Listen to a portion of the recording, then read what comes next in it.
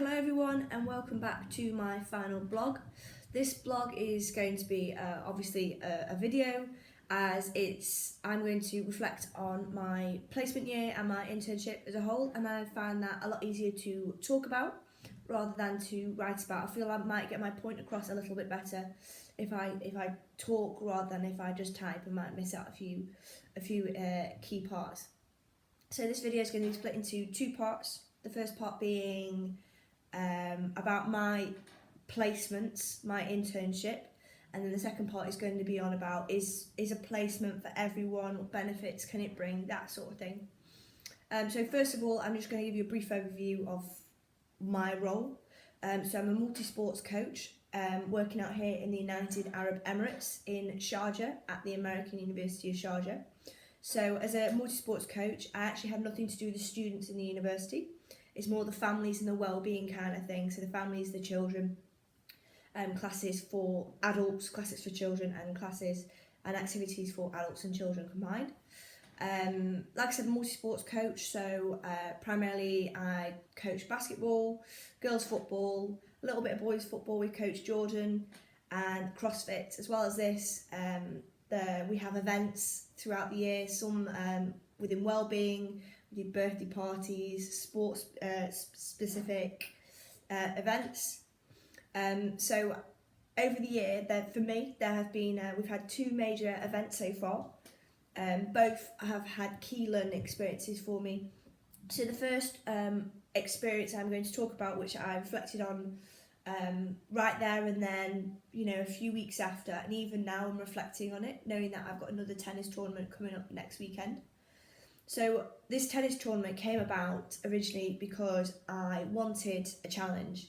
When I arrived here, I learned straight away that I had quite a lot of time in my day, and that my role, the actual coaching I do, I wouldn't say is challenging. I'm having to challenge myself all the time.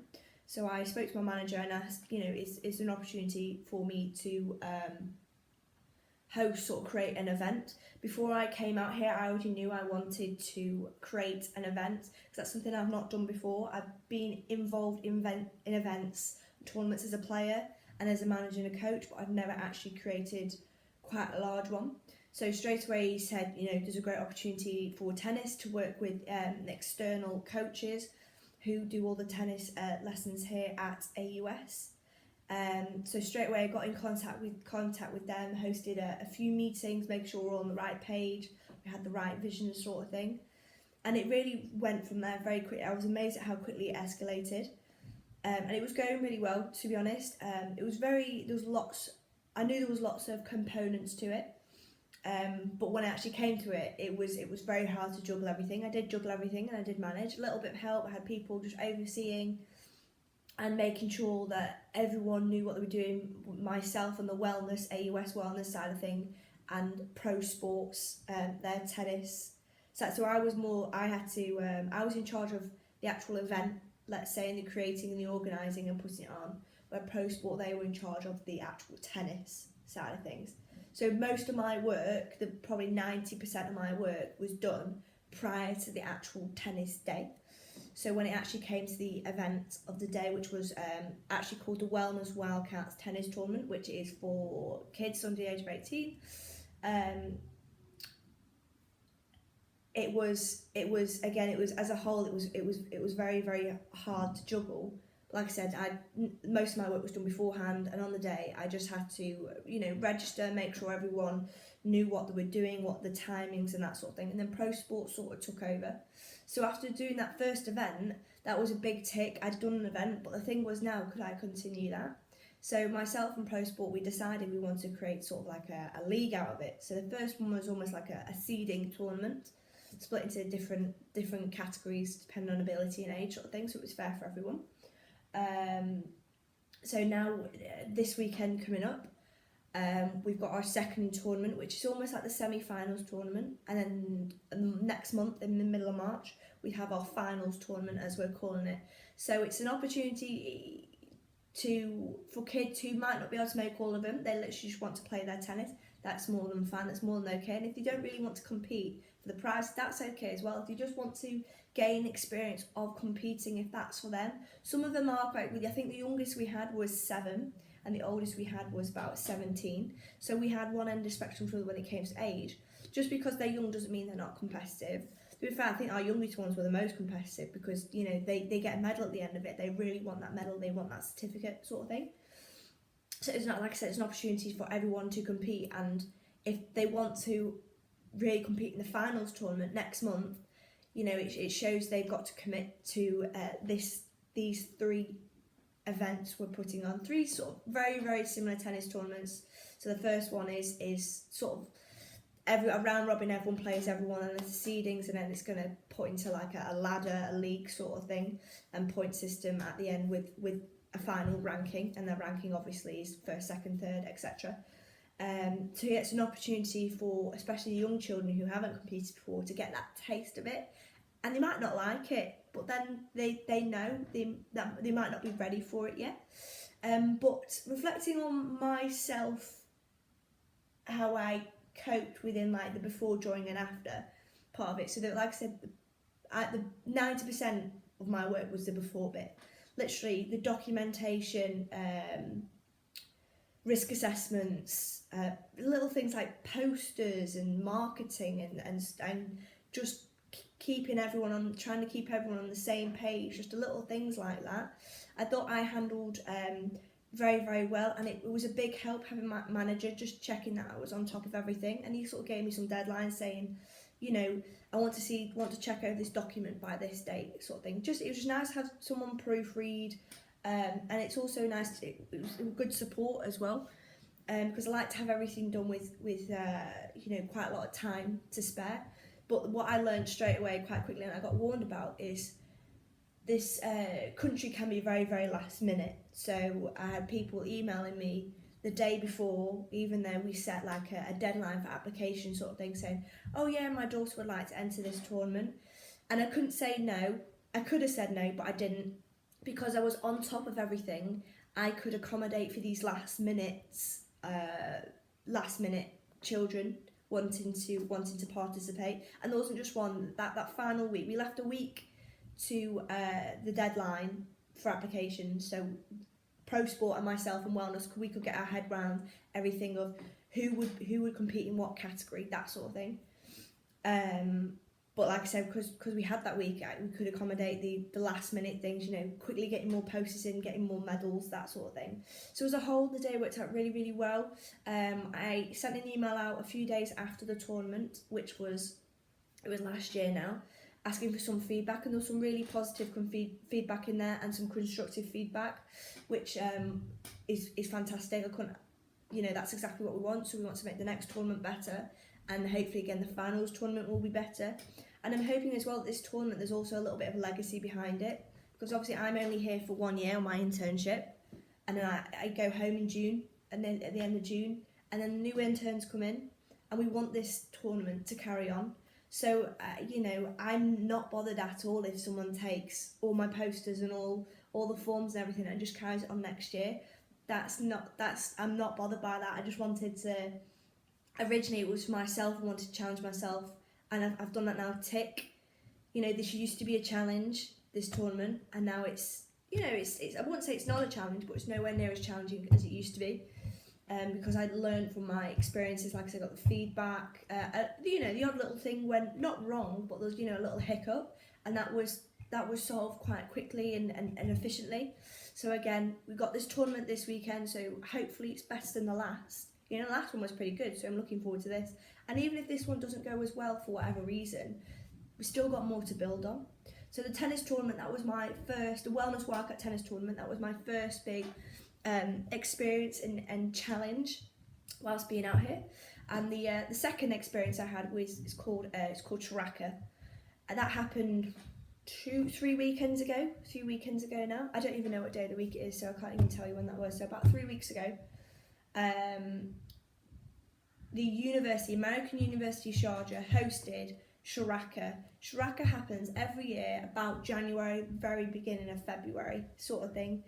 And it is a massive sports event of all non-AUS schools. So we have an awful lot of schools around campus that count as AUS schools because our children go to them. So the schools actually aren't on campus, they're just off campus. outside of University City, and they count as almost AUS schools.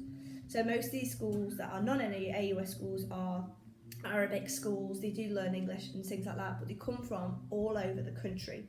So we had schools from Abu Dhabi, we had them from Sharjah. Previous years we'd have them from Ajman, Fujairah, different Emirates. So they're coming from all over the country. So some of them may even come down the night before because they've got to travel that far. It's a big sporting event.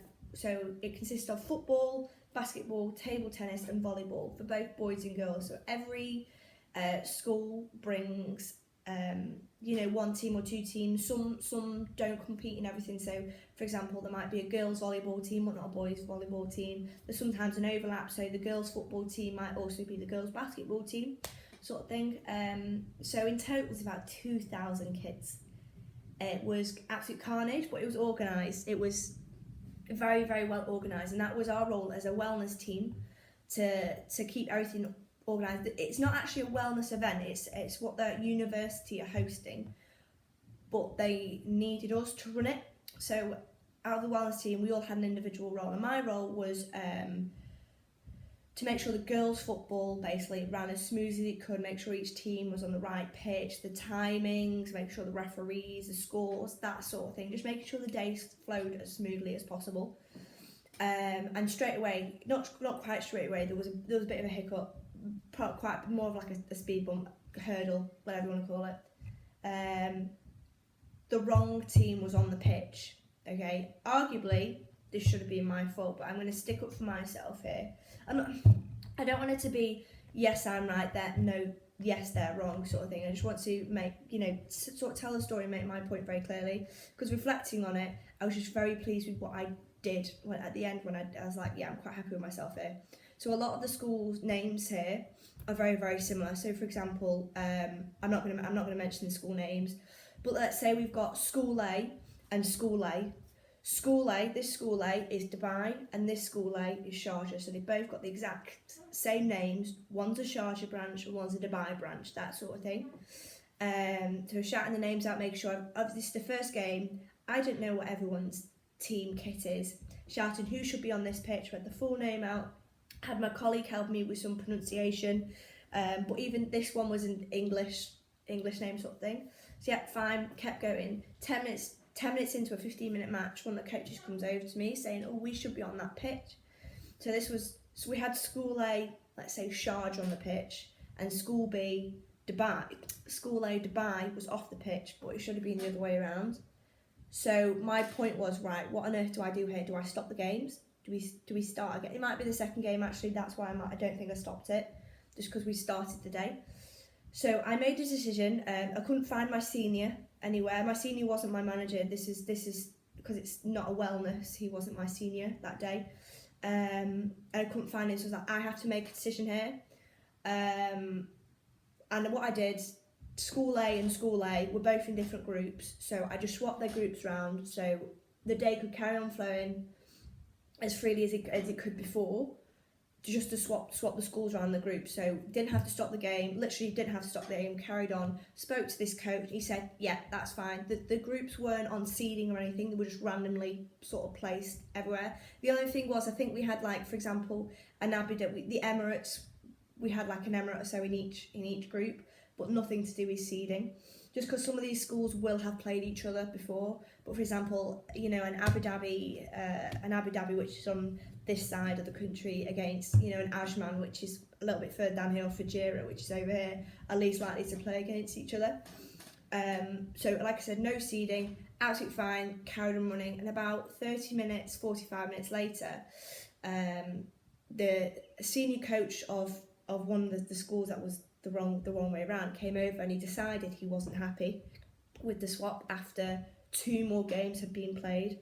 And by chance the senior turned up at the same time, and I just explained to him what happened in a nice calm manner. I was calm the whole way through this and I was efficient. He took my clipboard off me. He wasn't happy with the change I'd made, that I hadn't gone through him. We tried to ring him, we sent people to look for him, couldn't find, because he's a very busy man that day, he's basically in charge of it. So I had to make a decision, if not we'd just have to stop and waste a lot of time. So he stopped both the games in the middle of the matches, and I felt there was quite a lot of shouting going on at this point. So he didn't remove me. I chose to remove it. He took my clipboard away from me, and I chose to just take a step back for a second because he's not happy with what I've done. I made the decision: am I going to make it better, interfering, or am I, going to make it better, just standing, but not being lazy? But I think I made a decision. I think I'm going to step back a little bit, and I did. And literally half an hour had passed, and there was quite a lot of shouting and moaning and pointing, and even the girls were like, can we just not play? And I had people coming over and asking me questions when this is going to, I was like, who's playing next? I was like, I'm really sorry, I don't know. I've not got my clipboard. As soon as I get my clipboard back, or soon as a decision has been made as to what's going to happen, I can let you know. Anyway, so literally half an hour, maybe even 45 minutes had passed. Came back, gave me a clipboard, and he's like, right, this is what we're going to do. Blah, blah, blah. He explained it, and it turned out he was going with my original plan of just swapping. He didn't quite take the credit for it, but it was like, I've made the decision, I'm going to do this, this, and this. And in my head, I was like, that's exactly what I'd done. So we'd wasted 45 minutes. These girls, in the middle of the day, in this boiling heat, it was probably about 28 degrees on this day. It was hot. I got sunburnt at the end of it, bear in mind. I was applying sun cream all day. It was a long day for everyone, and we just wasted that time. So my next challenge now was to catch up these games. That's easier said than done. So literally, as soon as one game finished before that, making sure the other teams were ready to go straight on. Fortunately, we had a bit of a gap between the group matches and the quarterfinals, semis, and the finals, so we were able to catch up then. And at the end of the day, we were only 20 minutes behind by the final. So after this day, I was a bit flustered, to be honest. I was a bit all over the place. But when I was literally finished straight away, I didn't mean to, but I just had a big reflect. I thought, I'm quite proud of myself there with how I handled the situation, how calm I remained. I could have shouted back with the way I was spoken to. I've never been spoken to like that before, an adult to an adult, literally being shouted at like I was a kid by quite a few people. I didn't need anyone to stick up for me. My manager was floating to and from, just checking everything was okay, and I'm very, very glad he didn't intervene. But anyway, yeah, I remained calm. Even though I wasn't in control at one point, I was happy with how I reacted when I wasn't in control. Because I'm not saying I like to be I'm not a control freak, but I was asked to do a job, and then I was removed from this job momentarily. So anyway, that was Sharaka. That was my first and last experience of Sharaka. To be fair, I'd like to do it again next year, but obviously I'm not here, just to see how it differs, or is it going to be better, is it going to be worse, that sort of thing. So Sharaka was a first of an experience to me in the way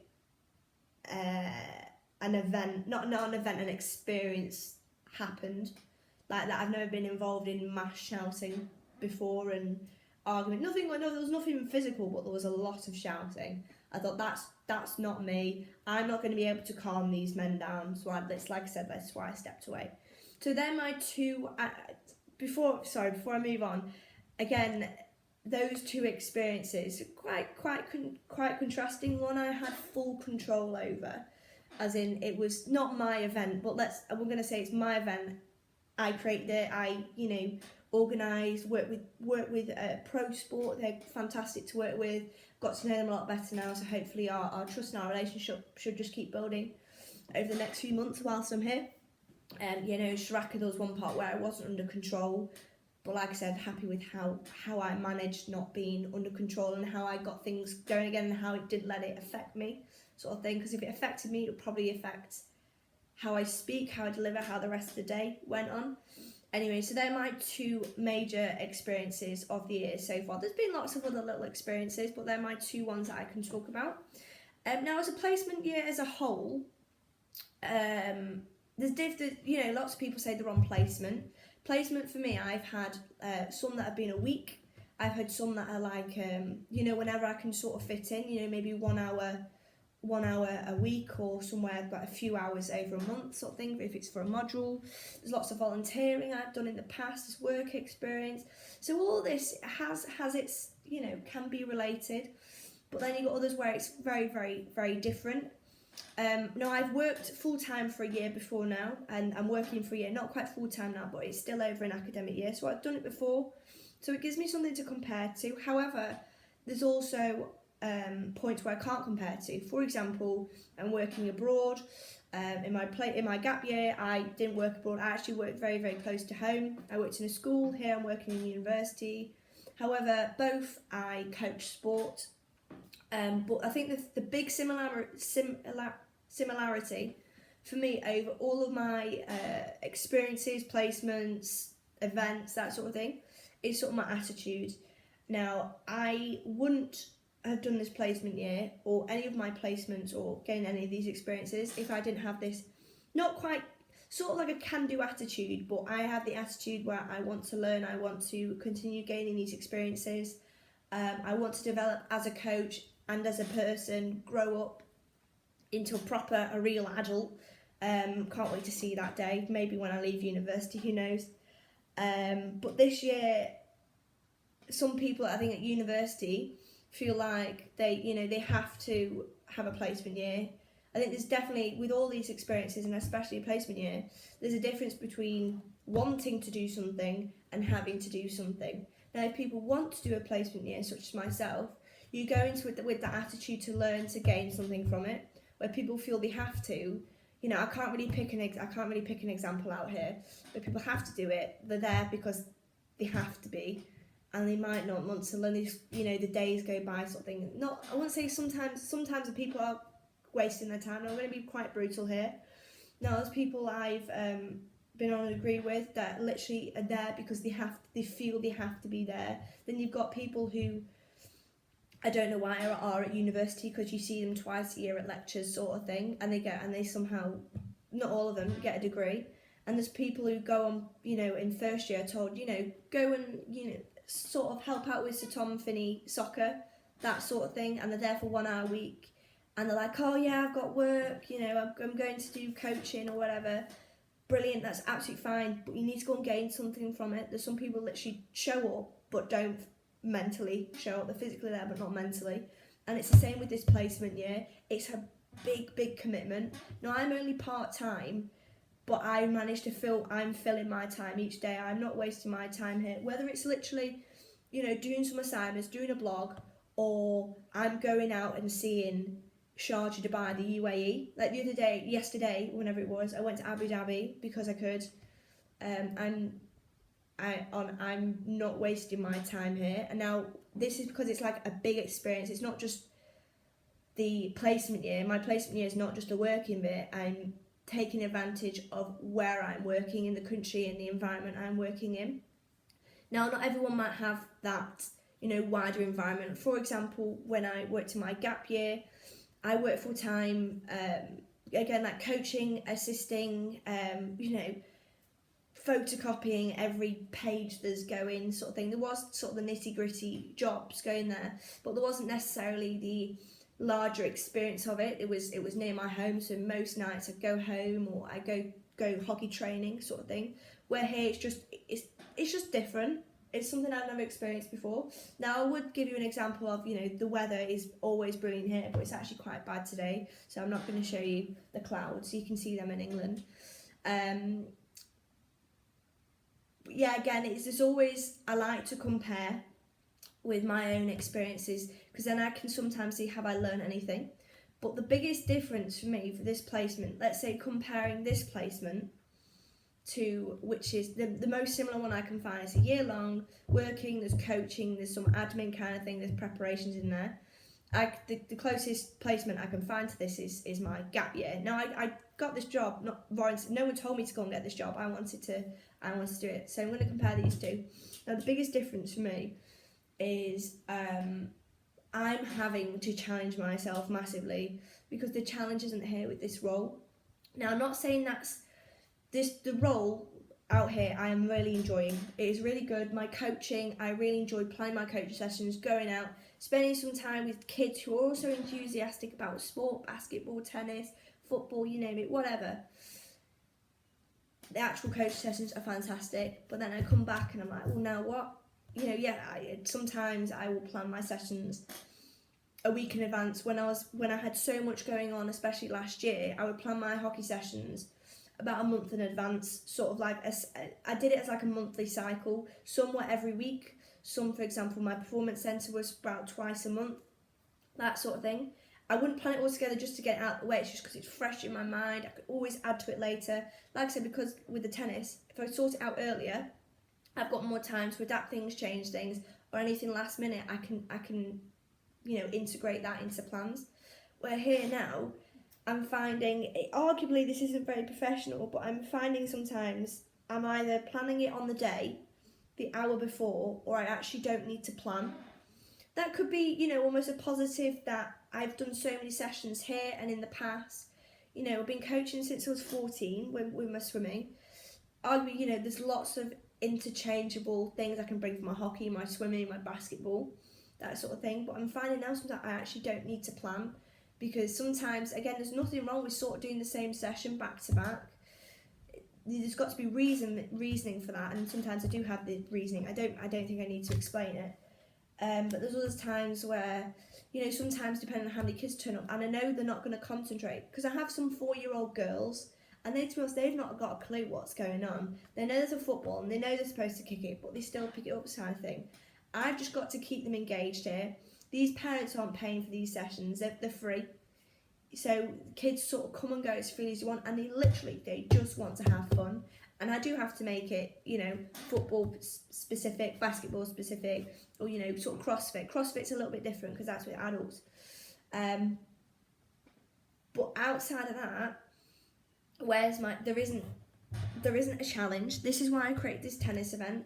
And that's been my biggest challenge this year, is the lack of challenge, because there has been some days where this role's been quite slow and I've been quite bored. So doing these blogs has kept me going, and going to the gym and doing some sport and going out sightseeing and being a tourist for a day or a weekend, that sort of thing, that sort of kept me going. So all the time I'm like, right, what do I do next? And it's a daily basis thing. At the moment in February, I'm not short of that, because I've got my tennis tournament, we've got another event coming up at the end of the month in the wellness department.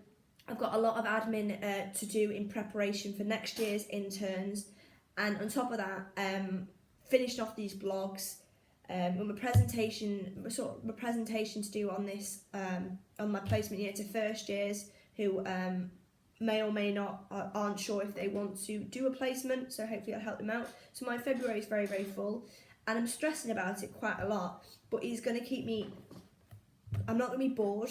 It's sometimes you feel like, I can't be bothered, but I'm going to be engaged. I've got stuff to do in my February, but after that it's completely going to drop again. In March I've got another event, but once it gets hotter and especially sort of maybe April, beginning of May, my outdoor sports sessions are going to stop, because it's too hot. There's a health and safety risk there. We can't have kids playing outside in like 35, 38 degree heat when the sun's still up. So my placement year as a whole so far has been very, very different to previous years, but again, that's not necessarily a bad thing. I've enjoyed working out here. I've enjoyed the people I'm working with. They're great to work with in and out of the work environment, great to talk to. And again, I'm trying to engage myself. I want to gain something out of this, which unfortunately I don't think everyone doing a placement year is doing, or not necessarily a placement year, a week or a month, or twice a week or something like that. You've got to have the right mindset and attitude to gain this experience. What's the point of going to gain this experience if you're not reflecting on it? You're not going to learn anything if you don't reflect. Now, that's something I've only actually learned looking at the research whilst being at university. I unconsciously, before I knew about reflection and all this, I was doing, but now being here, I'm like, I actually understand why I'm unconsciously reflecting. This is obviously consciously reflecting because I'm talking about reflection, but it's something that not everyone does, and people need to do more of if you want to learn, like people think coming to university, I'm going to learn so much just because I'm going to university. But if you actually don't do anything with what you're learning, what's the point?